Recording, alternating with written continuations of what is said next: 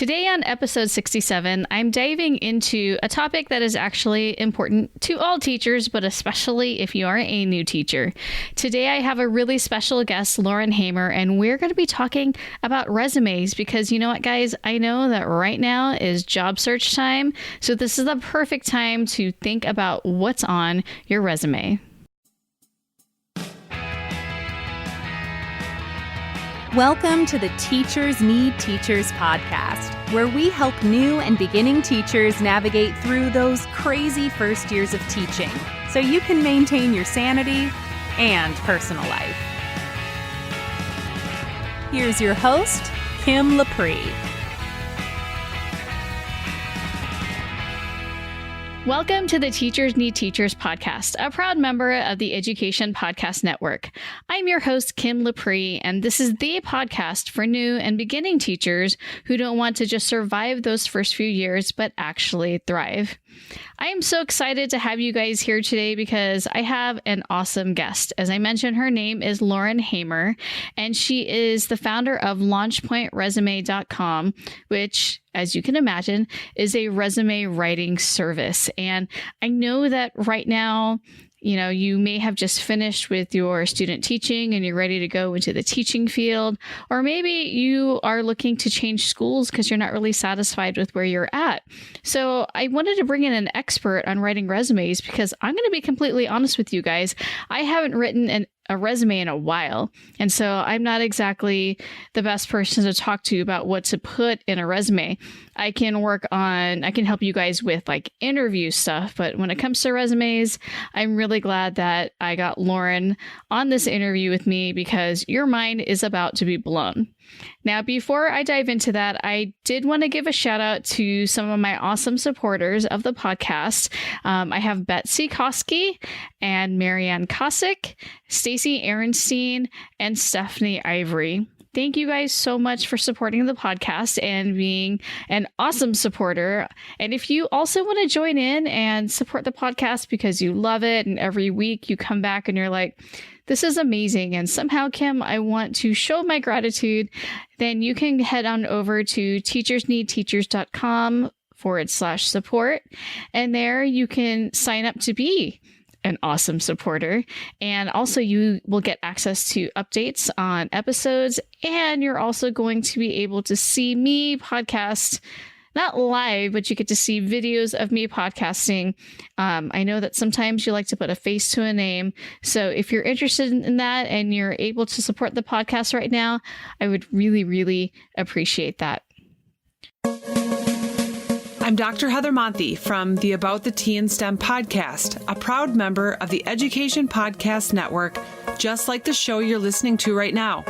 The opinions expressed are those of the individual host. Make sure you check out the other great podcasts at edupodcastnetwork.com. And get ready because the learning begins in 3, 2, 1. So a lot of you have probably gone online somewhere and looked for resume templates or tips on how to write a resume. And there's a lot of, good information out there. And I've seen some really pretty templates like on Teachers Pay Teachers or maybe on Etsy. But what if that isn't the best way to write a resume? What if you actually need to do something a little bit simpler? Or what if you're missing something on your resume that's not only going to showcase your strengths, but will also get you to stand out? I mean, if you think about it, when you apply for a job, you don't know how many people are applying. I mentioned before that I have a colleague and he was applying for a job and he discovered that 50 other people were also applying. And so how do we get to the point where we're going to be in the back of the hiring manager's mind, be that the principal or assistant principal, or if they have someone from HR do it? How can we make it so that they just can't seem to forget about us and they just are like, you know what, I have to have them on my site? So my conversation with Lauren, it goes into a deep dive into resume writing. So I highly recommend that you take notes or that you listen to this several times, maybe even bookmark this episode, because when it comes time to writing your resume, You're definitely going to want to listen to this several times. So here's my conversation with Lauren. Well, thank you, Lauren, so much for being on the podcast. I really appreciate you taking the time to be here. Yes, thanks so much for having me on. I'm excited. So am I. I'm really excited about this topic. I know it sounds weird, but I think this is something that my listeners are going to, regardless of how long they've been teaching, they're going to get so much out of this. Now, for those of my listeners that don't know you, could you tell us a little bit about what you do? Absolutely. Okay, so my full name is Lauren Hamer. I am the founder of LaunchPoint Resume. So I am a certified professional resume writer and career counselor, but LaunchPoint Resume helps job seekers stay competitive in the job market. So we help overhaul people's resumes, create really engaging and memorable cover letters, and all together help them put together a professional portfolio that helps them stand out among the competition. So we help job seekers from college kids that are writing their first resume, looking to score an internship, all the way up to recent graduates, young professionals, and executive level clients who maybe haven't written a resume in 20 or so years and Right. don't know what has changed since then. So that's who I help primarily. Yeah. And how did you get into that? Yeah, so this the whole business, LaunchPoint Resume, was born out of my struggles with the job market and finding a job that I love. So I graduated in 2013. While I was in college, I was an academic advisor and a career counselor for the psychology and special education department. And so when I graduated with those degrees, anybody who was also graduated in 2013 or anywhere near there can understand and remember probably that they were some of the worst years for graduates in terms of just the job market. So Yeah. I had a tough time finding full-time work in really any field. It took me about a year to get full-time work. Oh, and wow. then Yeah. I spent 3 years after that just kind of bouncing around from jobs that I wasn't necessarily passionate about. So all of those times I was just submitting job applications to these online portals and getting those either automatic rejection letters, so you know that nobody ever saw what you submitted, or you were doing, I was a victim of the classic ghosting where they just, would never respond to any of your follow-up emails, or you would just have complete radio silence, which I think was most frustrating. Yeah. So I was helping friends kind of navigate that process too. And so I kind of, went back to what I knew as a writer and an advisor, and got my professional resume writing certifications, and LaunchPoint Resume was formed, and we've been running with it ever since. I've helped, hundreds of people get jobs at this point, and it's been so fun. I'm so happy with it. That is awesome. Yeah, that whole 2013 time, that was pretty bleak for everyone. And I can just imagine even teachers trying to get jobs because school districts were cutting and they were increasing class sizes. And so the fact that you waded through that and were able to get, full-time work even after a year, that's amazing.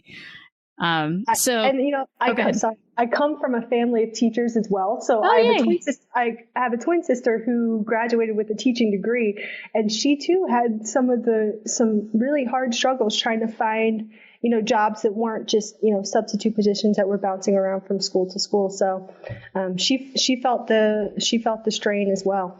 So no, that's cool. You come from a teaching family. Yeah. That's amazing. So then this is like something that you're familiar with, what teachers go through then. Oh, absolutely. I've had the summer of 2019, everybody's kind of ramping up for the hiring, push right now. And I've had a few teaching clients in the past couple months, and I always really enjoy working with teachers because they're always very conversational and very personable. And so they're a fun client to work with. Oh, yay. That's good to know.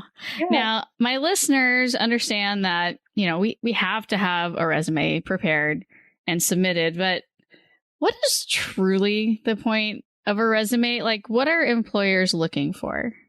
Absolutely. So I think that a lot of people they have a resume and then they put all their eggs in one basket, meaning that, okay, this resume is going to get me the job. When I think that's incorrect. We kind of have to step back and realize that the real point of a resume is to get you the interview. It's to move you forward one more step into the application process. So you have to understand that then once you get the interview, your resume will help you in the interview to then sell yourself a little bit better. So we have to treat our resume like a highlight reel, kind of like a snapshot of your best accomplishments, your most unique personal attributes. And then remember that employees are looking for resumes that demonstrate that effectively. So if people who are trying to rewrite their resumes can remember that employees are looking at probably about 250 resumes per online application, they have to figure out a way to stand out. So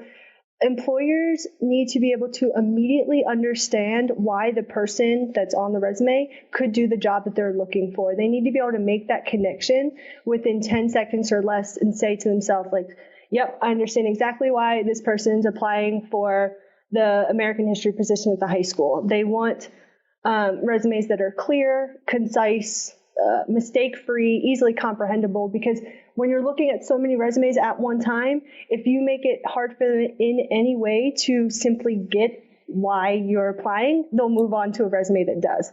So I think that's how people have to approach that. And I think that's what we'll kind of get into as we move forward. Okay. Yeah, I never thought about it that way, that the resume is just getting you the interview. And that's interesting because I've also been on interview panels and I've seen resumes. It's really weird. You really can tell a lot from a resume. So I didn't know that they just look at it for 10 seconds and they move on. So well, because they just don't have the time. So when they're scanning through all those documents, they're looking for something that catches their attention. And then if they actually like the resume, they'll kind of go deeper than just the top 1/3 of the resume. So part of the strategy is putting all the good information at the top. So. Right. That's good to know. Yeah. So then that leads me to my next question. So what are the basics of a resume and what should applicants always include? I think if we're talking about resume basics, it's all just about information. So obviously you want to include the basic information, your name, accurate contact information. You'd be surprised at how many people have inaccurate contact information or emails, which is crazy. I don't, Yikes. that's terrible. It's a bad first impression too. So make sure that your contact information is up to date. Education, obviously, and a snapshot of your work history in terms of the basics. I think that for teachers, that education section, as well as any certifications or licensure that you have, is going to be very important.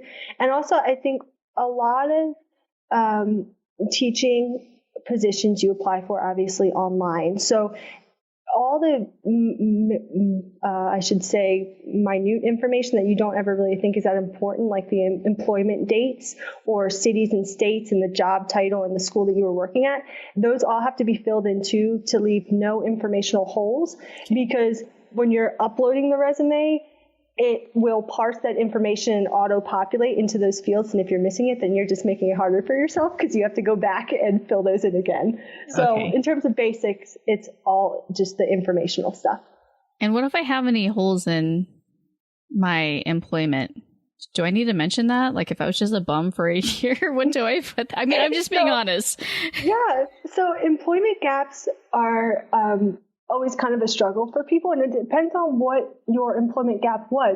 If it was something where, I mean, I've had clients that have had legitimate family emergencies, or they had to stop working to help take care of a family member or something along those lines, there is nothing wrong with putting a simple bullet point in there that addresses the employment gap. Okay. Because by not addressing it, it looks a little fishy and it comes off as a red flag. So if it's something like that, definitely address it. But if you had an employment gap and you were doing other things like volunteering, or maybe you're a parent who had children, you can mention that, because being a full-time mom is a job in and of itself. Right. And teachers know that very well. So right. You can list that as a work history entry to account for that gap. Oh, that's good to know. So with something, let's say that I traveled a lot for a year. I mean, that doesn't look bad either, does it? No, that's actually very, very valuable information. One of the companies that I worked for before I started the business hired my coworker because of his time that he traveled abroad. Because think of the type of people that typically travel abroad and do a lot of just, traveling as a whole. They're very adventurous. They can think on their feet. They're pretty responsible, right? So all those personal attributes and the things that you learn, the skills that you learn when you're traveling to unfamiliar places are very valuable. And so you could just include that in a section that's labeled, extracurricular activities or interests and stuff. And that would be very relevant information to include. Oh, that's good to know. Okay. Now, so I have the basics of my resume, but what can I add to it to take it to that like next step and make it a killer resume? Yep. So I think to go one step further in resume creation, one of the things that is really helping people nowadays, because the competition is so fierce, right? They're, looking for the resumes that match all of their qualifications. So one of the ways that you can ensure that your resume does that and that it's super effective is to add a list of key skills. So this helps ensure that your resume has enough keywords from the job description, and you can always gather insight as to what those keywords may be and what those districts are looking for in a candidate by paying attention to the sections in the job description that say either preferred qualifications or required qualifications, because oftentimes this is where they will list, obviously the qualifications that they're looking for. So say they're listing excellent verbal and written communication skills. The keywords there is verbal and written communication skills. So you want to make sure you have that. Or if they mention anything about 504 plans and IEPs or individualized education plans, definitely put that in your list of key skills if you have expertise in that area, because that's going to help get your resume further along in the process when you're working with online application systems, which we can chat about further because ATS software is a whole nother monster in and of itself. Exactly. Now, when I'm writing those skills, it sounds like the job description part to me, which always kind of freaks me out because I don't know. I'm a teacher. I teach. So what kind of language should I use when describing what I do at my job? Like, what else should I put so that I stand out and I'm still highlighting my strengths?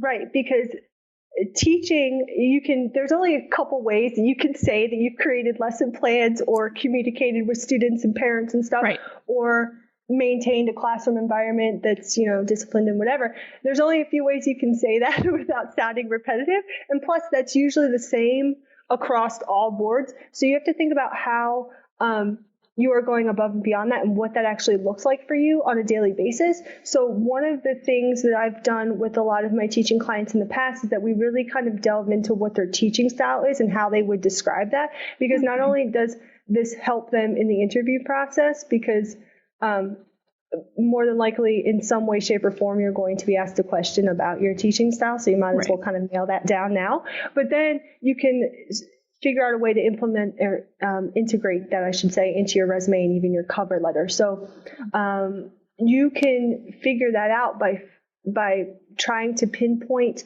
what you do in your role that other teachers may not, or what other parents say that they really like about your classroom. Any type of feedback like that would be really, really valuable. So think about how you relate to your kids, your organization and communication style that may be different from other people's, or how you have differentiated or adapted lesson plans for various types of learners. Like all those examples and feedback that you can provide and receive from professors or even your student-teacher co-op would be super valuable here.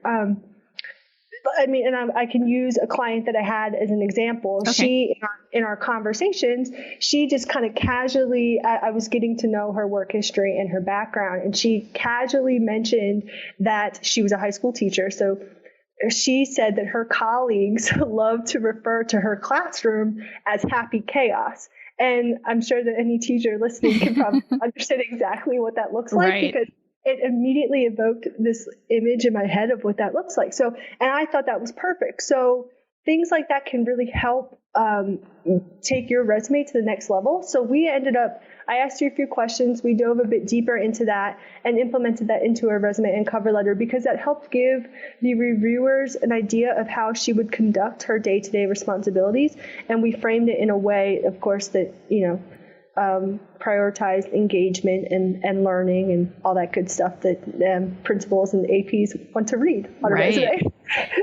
And when you're listing, let's say that I've taught at 3 different schools, would you front load all the good stuff on the most recent position, because they're probably just going to skim the rest?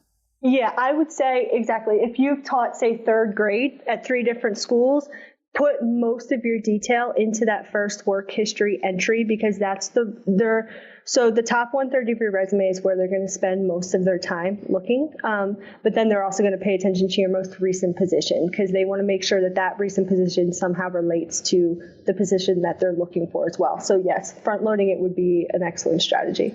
And then I forgot to ask this about the skills section. Should I be customizing it for every single job position? Yeah, I would do that. Now, more than likely, you won't have to do too much customization from job to job, especially if you're targeting the same types of positions. Now, if you're targeting, I don't know, like a high school level position or an elementary level position, those key skills that they list in the job description might be different. Right. So you might want to delete 1 or 2 and add an additional 1 or 2 in there, depending on what that job description says. But there's a fine line there. I wouldn't go too far and list every key skill that's listed in the job description, because that's going to come across as a little fishy. They might think, okay, you just keyword stuffed this resume, and now I don't know that it's authentic. But good point. Yeah, but you do want to try to customize if you're noticing that the job descriptions and the requirements for each position are vastly different than what you've been applying for in the past. Okay, good to know. Yeah. In my mind, I was like, oh, I'll just take everything from the job description. But you're right. That could look kind of cheesy too. And it's good though, because the key skills section it's easier for you when you add that as a specific section to just go through and highlight 1 or 2 areas that you would want to customize for your resume. So it makes it easier for you as the job seeker who's applying to multiple positions in one summer to just know that these are the areas that you want to pay attention to customize for each role. And the key skills section is definitely one of them. Okay. Good to know. And, my resume, I'm not going to lie, my resume is very boring looking. It's like back in the day when you would find, a Microsoft Word template for a resume. But now I've seen a lot of different formats, and I've seen some teacher resumes that have some pretty normal fonts. Some are more flowery fonts. Some have like this big sidebar with information. And I'm wondering, are these effective or are they distracting? Should I use something more basic that just goes, like top, bottom, or should I have something that has some highlights on the margin? What's your recommendation? Okay, so there's a lot of things that we can chat about here with format, because format and layout is definitely half the battle when you're talking about effective resumes, because yes, content is key, but if your format and layout is doing more harm than good in terms of whether it's distracting or whether or not the online application system can even read it and digest it, it really doesn't matter what your resume says, because no human reviewer is ever going to actually get to read it. So, and this kind of goes back to this applicant tracking software. So to answer your question, no. I I hardly ever recommend formats that have, like you said, information that's in margins, or even resumes where I think you're getting at with those 2 columns. So by that I mean, okay, so you have, for example, your contact info, your skills, and maybe like a summary statement on the left side, and then your work history and your education on the right. School districts are now using what's known as the applicant tracking software. So this is the software that will filter and scan resumes for certain info. So it's this whole robot type system. And even though they are more advanced in capability than they were years before, they are still robots. Mm-hmm. So they have a really hard time going from essentially like left to right rather than top to bottom to read and digest that information. So when you're putting even just in basic layout, that really will hurt you, because when you're submitting the document to that portal, you have a chance of having maybe the software only scan the left side portion of your document. Mm-hmm. So they're missing everything else, and your is automatically like rejected. So that could be, if you are seeing your resume get hit with a lot of those automatic rejection emails, it's an indicator that your resume is not ATS friendly. So a lot of these things that you're seeing online are these formats that have these fancy like pictures and icons and charts and graphs, and even the very flowery fonts, because it's done with good intentions, because you want to be able to stand out, right? But again, the ATS has a really hard time reading those. So I always suggest that you kind of steer clear of overly designed documents. So while it is beneficial to have visual interest, you can do that with maybe less traditional fonts. So instead of doing, like you said, the really boring Times New Roman font, go with like Georgia or Veranda, because it is still it's a widely used font, so it will be recognized, but it doesn't look the same as every other font would. And you can also include maybe accent colors, but I wouldn't go much more fancy than that. And so this whole thing actually ended up spurring a whole new division of my company, which because so many people were having the same question. They're like, okay, my resume is so boring, but I've heard all about this ATF stuff, and I need to make sure that it's passing that test, And so I ended up creating these ATS-friendly resume templates that are fully customizable for teachers, students, and really any young professional. And we tested it with ATS software, and they performed really well. So Okay. I guess to answer your question, I would stay clear of all the fancy ones. You've got to find that balance between visual interest and readability. And I think if there was one key that your audience should take away from this, it would be this right here, because if it's not even getting through the system, you're really not doing yourself any favors. So I would dial it back on the whole format layout thing. That's good to know, because I know that a lot of times we create a resume that we want to see. To be honest, and a lot of teachers, they like to have like hand lettering and really pretty fonts, and and they like to make their teaching materials really visually appealing. And I think that bleeds into the resume writing, because that's just like who we are. But it sounds like you're not making the resume for you. You're making it first for the computer, and then second for the employer. Yes, you're making it first for the robot and second for the human eyeball. But yeah, you're exactly right. And so if I see the value in demonstrating that you've got that, for lack of a better phrase, artistic ability, because that is sometimes very valuable in the education field. So here's the thing. If you wanted to create one of those fancy resumes because you just can't help yourself, or even if that's a passion, if Adobe InDesign or that Creative Cloud software is a skill that you have, create that resume, but then bring that version with you to the interview, because it's always good taste to bring copies of your resume to the interview.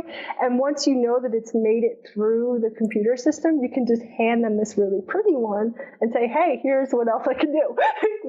That's great. Yeah. Or if you wanted to get really strategical in terms of job hunting and stuff, there's been multiple people in my family who have landed teaching jobs by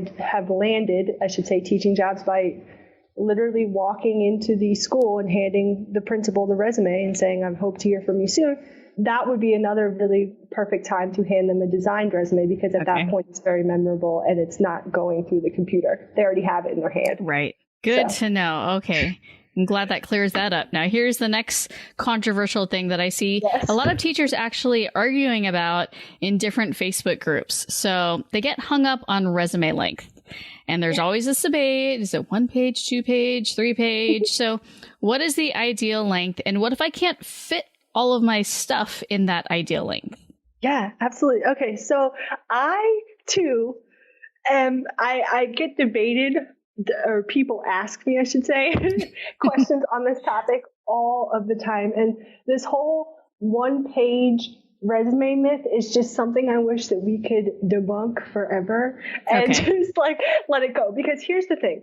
Your resume can and likely should be more than 1 page, especially if you're somebody with over 7 to 10 years of working experience. Now, that said, college students and recent grads with 1 or 2 years of working experience shouldn't be writing novels either, where they are 2 and 3 pages long. Usually they can get away with a 1 to 1.5 page resume because that's what their work experience is.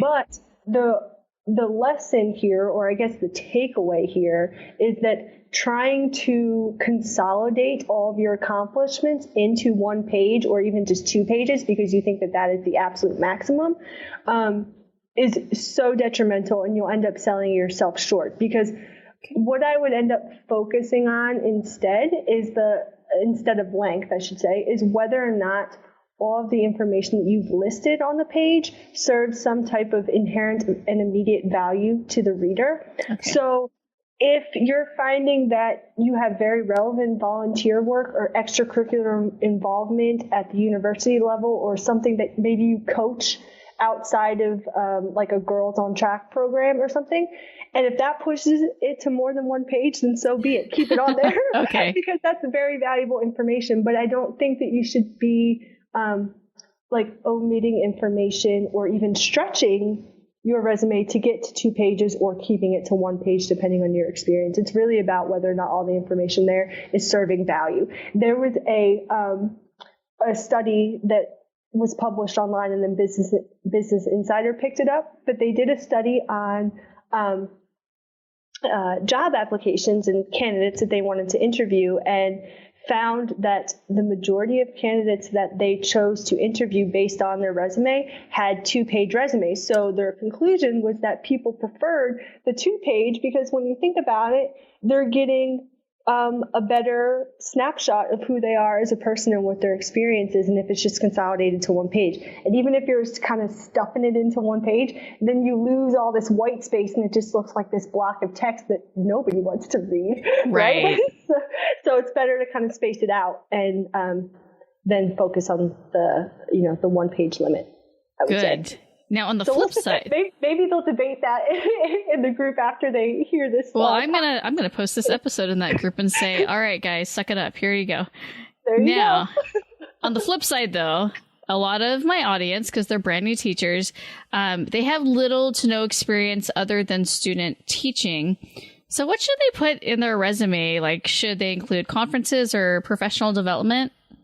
Mm-hmm. Yes, you're exactly right. So, professional development.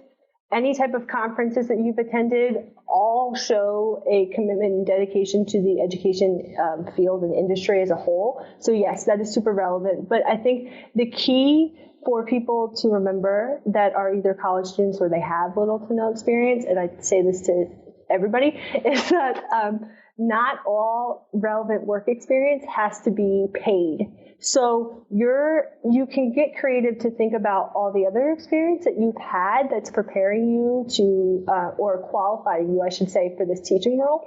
So if you think back, your curriculum, or my sister's curriculum, included field experience that exposed her to classroom environments before she ever even hit the student teaching time in her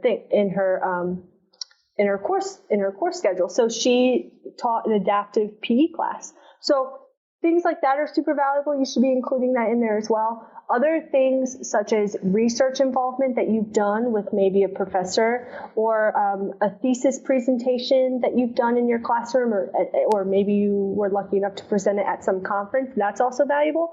But another thing that I like to add that kind of expands on their education, because at that point when you have little experience, you're really relying on your education. Right. You can add an additional bullet point underneath your major and your university to chat about relevant educational coursework that you've taken. So maybe your college taught a class on special education procedures or how to implement technology in education. Oh, cool. Yeah. All of those would be super, super relevant as well. And it helps add authority to your resume, even if you don't have as much experience as the competition. So there's always creative ways to figure out what else you can put in there. Right. Because I mean, I would hate to have a new teacher feel like they couldn't put anything and their resume was barely a page. Do you know what I mean? So this is good to know that it does showcase if when I was getting my teaching credential, we didn't have obviously a course on technology and education. So right. I would love to see that if I'm on the interview panel, someone already has a course in that. So now they're good. I don't have to worry about them not knowing how to integrate the tech in their teaching. Yeah, and even if you didn't have a technology course, it still is beneficial to let them know that you are proficient with technology if you are. So you could have a little section that describes technology platforms and programs, and you could list things like Google Drive, Skype, like basic things like that. You could list smart boards that people use in classrooms all the time, or iPads or anything like that, just to let them know that, yes, that part about implementing technology into the classroom wouldn't be as much of a learning curve as they are assuming if they don't see any mention of that in your resume as it stands. So, even things like that would work. Or, like you said in the beginning, any traveling experience abroad. Again, all that kind of stuff is super relevant too. Any extracurricular stuff outside of your education that at least ties in some type of relation to teaching would be valuable to list as well. Right. And I definitely think that the teachers who are a little more worldly or have had more, I guess you can say, life experience that way, they tend to fare better in the classroom anyway. They just tend to have a little more grit. So that's good to know. Yeah. Now, I agree. So why do employers need a cover letter or a letter of intent? I mean, they have my resume and all my pertinent information, and they know that I want to apply for this job, obviously. So what should I put in there? Yes. So I answer this question, I kid you not, every single client tries to convince me that, like, no, you don't have to write me a cover letter. I don't want it. And I say, trust me, you do. You really do want it because cover letters of intent, they both serve a completely different purpose than your resume does. So if you think about how many, think about your cover letter right now, if you have one, it likely starts out with, to whom it may concern, or right. Dear Sir, Madam, I'm submitting my resume in response to the open position at so-and-so school. Every single cover letter starts out like that. So you have the opportunity to stand out by writing a targeted, engaging cover letter, and that will help you score the interview just as much as your resume can. Because here's the thing, your cover letter is another opportunity for you to speak directly to how your background and capabilities line up with the opportunity that you're seeking in a different tone than you can on your resume, because it affords you a chance to introduce your personality more than your resume does. Because let's be real, resume verbiage is very bland. There is no first person language there. It often reads like a research paper. So so people end up realizing, okay, fine, so I'll write a cover letter. So they write these really boring cliches, or they just kind of reiterate what they wrote in their resume into this cover letter and submit it. So thousands of those are circling the planet right now. So you have an opportunity to write a killer one, because absolutely nobody expects them anymore. No hiring manager expects to be able to read a cover letter that either connects with them on a personal level, makes them laugh a little bit, or gives them additional insight as to who you are. So, and I even think you touched on this in a previous podcast, but talking about how the hiring process really does focus on a resume, but these days the school districts and teachers are really focusing on whether or not a candidate's personality fits with the school themselves. So again, a cover letter can provide insight into that before you even get to the interview. So if you're writing a cover letter, I would, one, definitely write the cover letter. Okay. But two, think of ways that you can stand out. And so you can talk about maybe how your core values align with the district's core values. Oh. You can talk about maybe what specifically you like about that school that's making you want to apply to this district over any other district. You can even connect with them on a personal level and recall a time where a student just got it in your classroom and it just reinforced this passion that you have for teaching, or maybe the time in your life that you realized that you wanted to be a teacher. Things like that. When your cover letter includes that, that's when it's most effective, and that's how you can really stand out and over somebody else who's just going to toss them that to whom it may concern thing. So so there's definitely a way to do that effectively. Do I still say to whom it may concern? Oh no, so that's a really good point. So I would try. So more than likely, the school that is looking for the opening. So go online, Google who the principal is, or Google who the AP is, and address it to that person in particular. Because that, again, just shows that added extra step of effort that most people aren't going to do. And so if you can say, dear so-and-so, so-and-so. Right.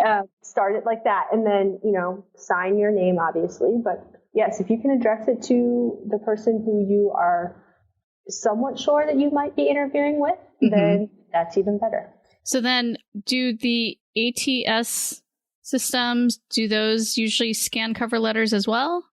No, the cover letter does not usually get scanned. So the cover letter will kind of like follow the resume through the application process. Okay. But usually cover letters are like when you get through the employment verifications and all that kind of stuff, right at the end of the application, there will be an opportunity in most cases for you to attach additional files. And usually those are like your personal references, or in this case, your cover letter. Okay. And those are kind of done after the fact. So you don't have to worry about including keywords and everything like that in the same strategy that you would on your resume in your cover letter, because that part actually goes directly to the human reviewer, which is nice. And what if I'm applying to just like a pool, like an eligibility pool? So it's not like a particular position is open yet, but they draw from the pool. Is that when I would put to whom it may concern? Or yeah, I would do that. Or you could be like bold and still address it to the principal, but I would try, or even just say like,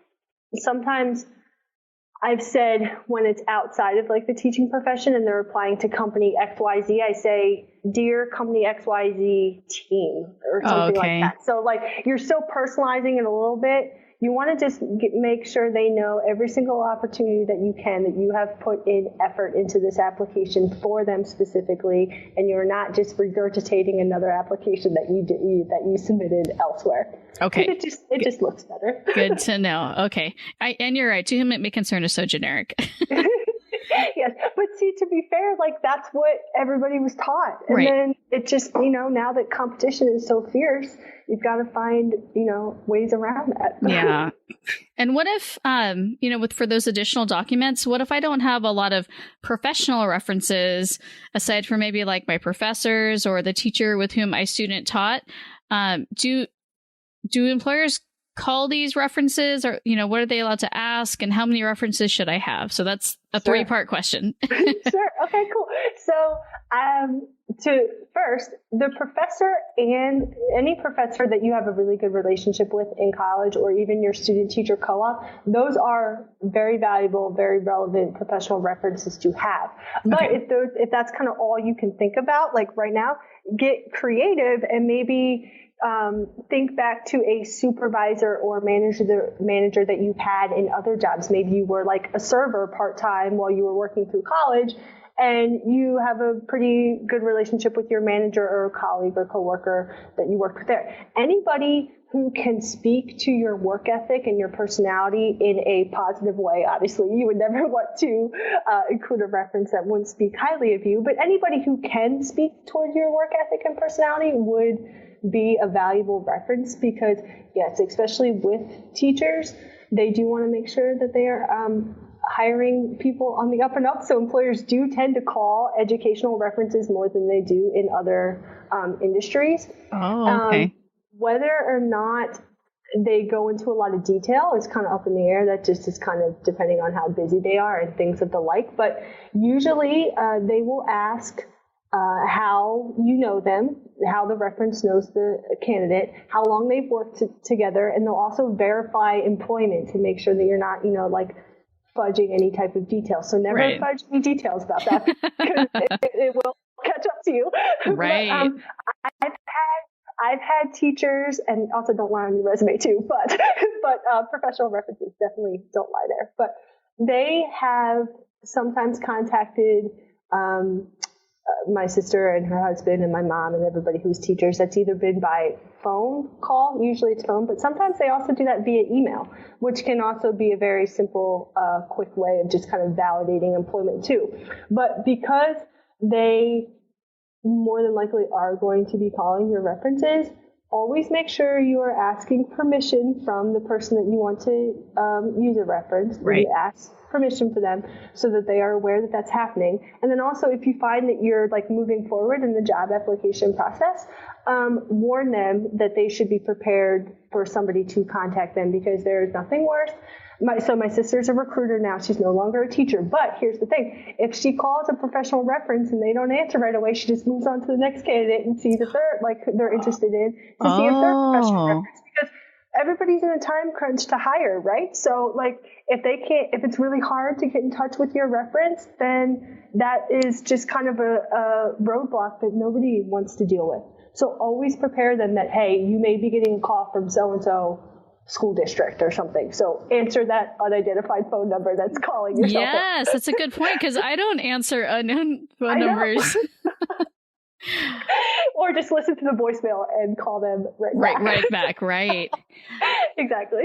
Oh, wow. So I'm curious, what are some of the common mistakes that applicants make in terms of their whole resume package? And which of these mistakes will definitely doom them or keep them from even getting an interview, aside from formatting and not making it through the system? Yep. Well, yes. So formatting and not making it into the system is like the most common mistake, because that's the massive roadblock. But I would say what immediately turns off hiring managers and recruiters just as a whole are typos. I mean, honestly, you would think that it's just an easy thing, and you're like, oh, I don't have any typos in my resume. You do, because nearly every resume that I overhaul has come to me with errors, and it's because I think that they're not giving the resume to an additional pair of eyes who can look at it objectively and just kind of make sure it's all well and good. Because if you submit a resume with typos, it paints the picture that you're lazy and you don't have an attention to detail, which is not a good quality for any type of teacher that you want to hire. So typos is the thing. I would say the other common mistake is more along the lines of just how people are approaching their resume package and just the job search as a whole. And it's this, especially with younger job seekers, it's this innate tendency to want to be humble. They are too afraid to list out all of their accomplishments and all their successes that they've had because they don't want to sound or come across as too overconfident. So they'll kind of play it off like, oh yeah, I was class president, or I started so and so club at the university, but I don't think that that's relevant, so I'm just going to leave it off.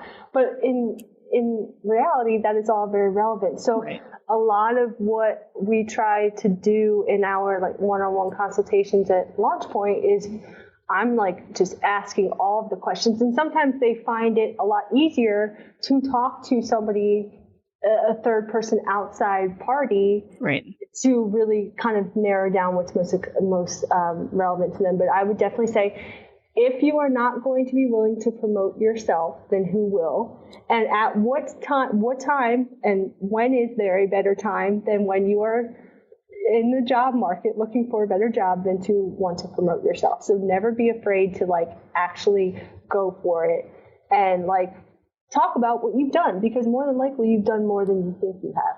And that's usually the best part about working with people, because they realize that they think they don't have any experience and they totally do.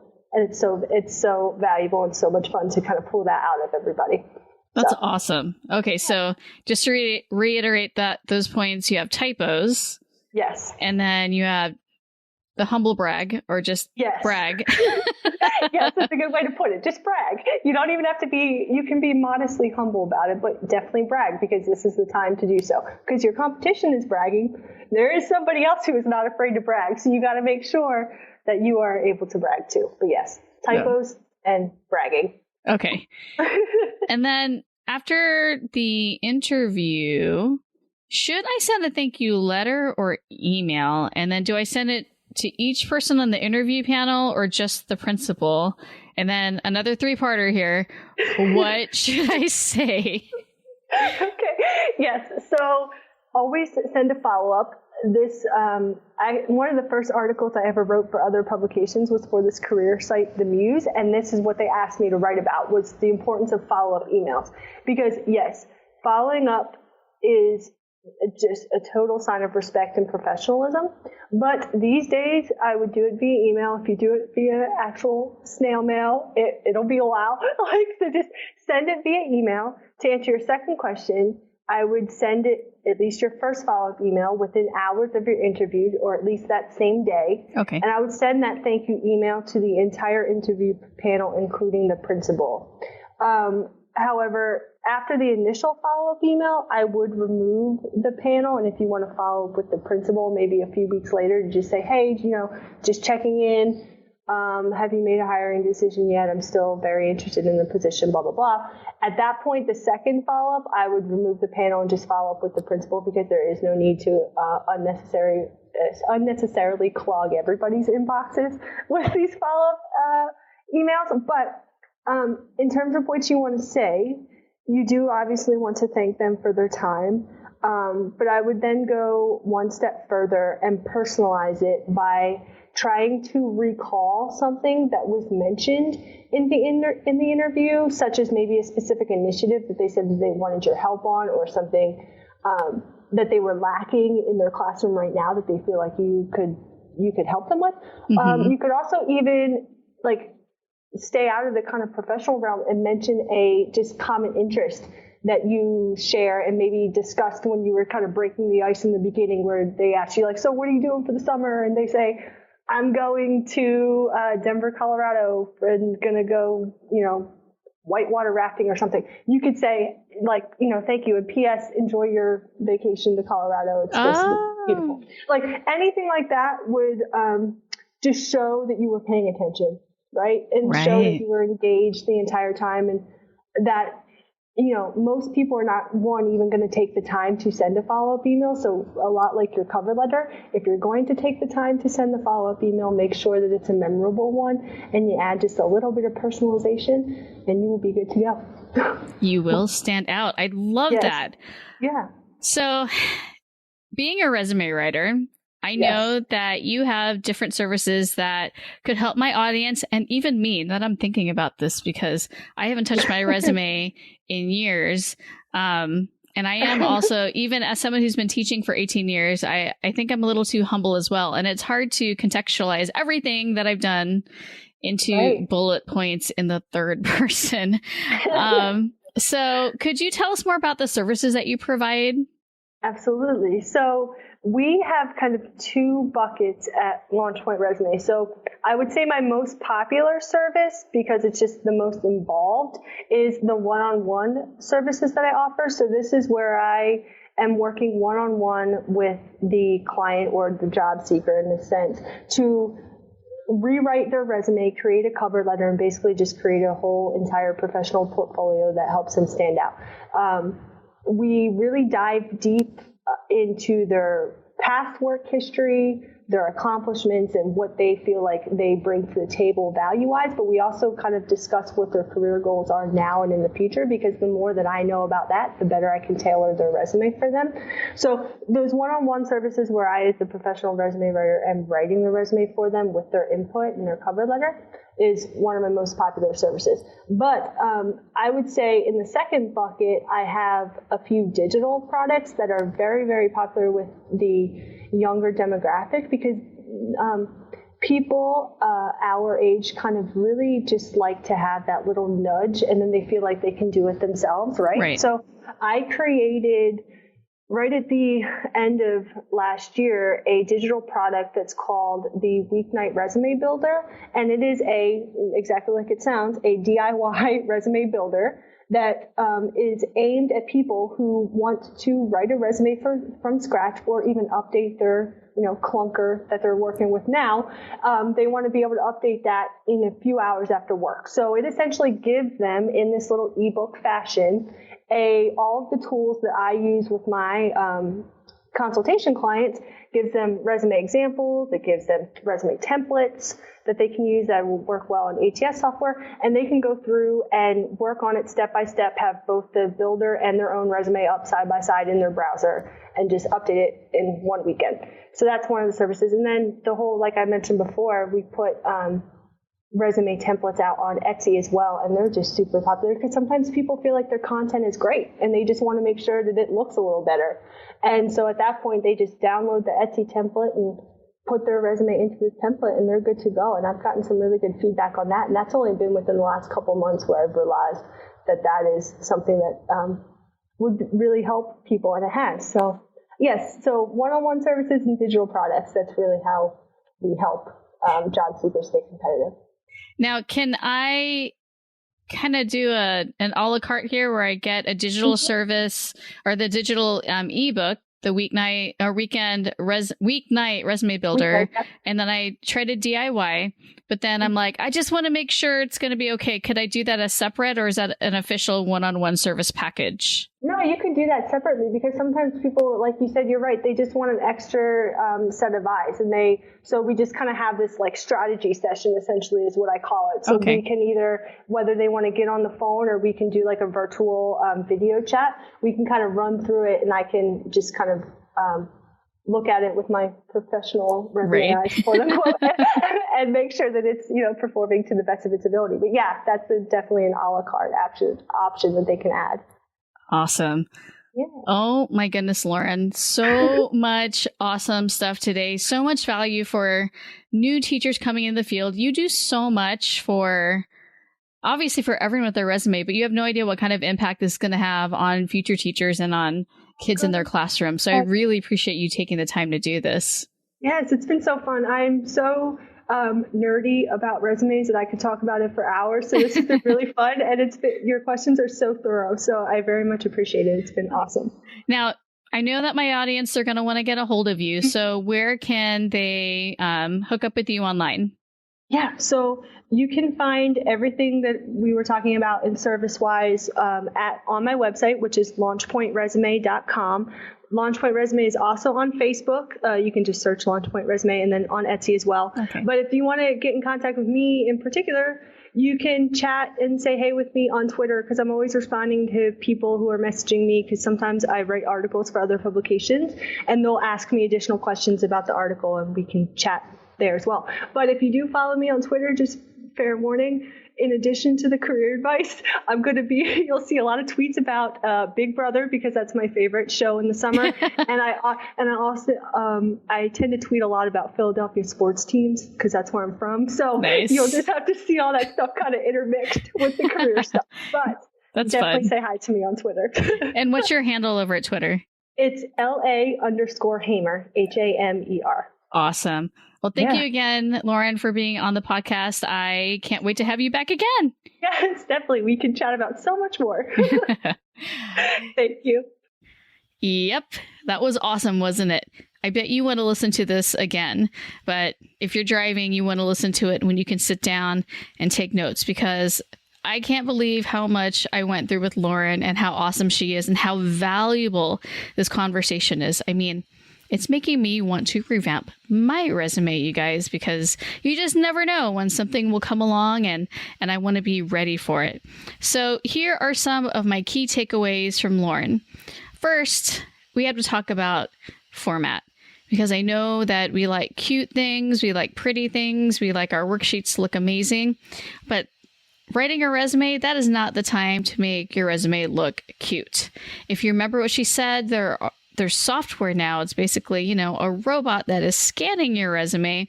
And if it can't read it, then you're not even going to get the job. It's just going to be rejected. How much would that suck if you couldn't even get to an interview because your resume was too cute and pretty and wasn't formatted properly? So let's remember that the resume isn't about you. It's first about the robot that's going to be reading the resume, and second, the human who gets it after that. So I like Lauren's suggestion that if you get to the interview process, bring a copy of your pretty resume so that they can look at it then. So if you are really hung up on it and you're like, I don't like this ugly plain resume, you kind of have to get over it just for the application submission process, and then you can go ahead and make one that's really pretty. Another key point that I want to reiterate is that your resume does not need to be 1 page long, and that is a huge myth. I mean, think about it. Why would you want to keep out information that is important about you? Your future administrator wants to know all the good stuff about you so they can make the most educated decision. So they want to know everything that you've done, everything that you've accomplished, even classes that you've taken that are pertinent to the job.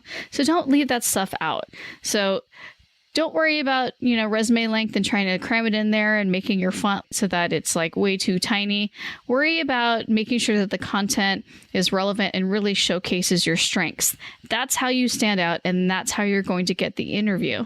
Finally, I really agree with Lauren on having a cover letter, especially when she described what you should put in a cover letter. And, your resume is pretty dry. It's written in third person. It just has a bunch of bullet points. It's not very eloquent, and it doesn't showcase your personality or your teaching style. And the cover letter is the time to really show them who you are so that they're thinking, you know what, I have to have this person come in and interview. I want to meet this person because they sound like they would be a good fit. So use the cover letter as a time to really let them know, are you spunky? Are you more serious? Are you really passionate about, being inclusive? Let them know in your cover letter and don't skip out on it. Now, I personally am going to revamp my resume. After this conversation, I just really feel like I need to fix it. So here's the thing. I really, really like Lauren's weeknight resume builder.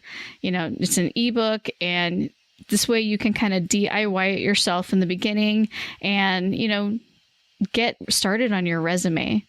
You can still take everything from this conversation that I had with Lauren to help you, but the ebook that she wrote is a lot more detailed. I had a chance to take a look at it, and it's very much step by step, and it doesn't take a long time. But the value of getting this ebook is that you'll know exactly what to put in where. So if you're like, I still don't really know what to put in the skills section or what it should look like or where it goes, that's what this ebook is for. So if you head on over to teachersneedteachers.com/resume, that's going to take you over to the weeknight resume builder. So you can go ahead and purchase that there. She also mentioned that she has resume templates over on Etsy, and these can also be used so that your resume is scannable with that ATS system, which is really, really important. Remember, if your resume can't even be scanned by the system, it's not going to move on to the next process. You won't even get an interview. So, if you want to DIY it both with the book and with the templates, you can head on over to teachersneedteachers.com/resume. Now, if you're someone like me who's been teaching a little bit longer and you're listening to this podcast and you still want to, brush up on your resume and you just kind of want to revamp a little bit, then she also has those services, which I highly recommend.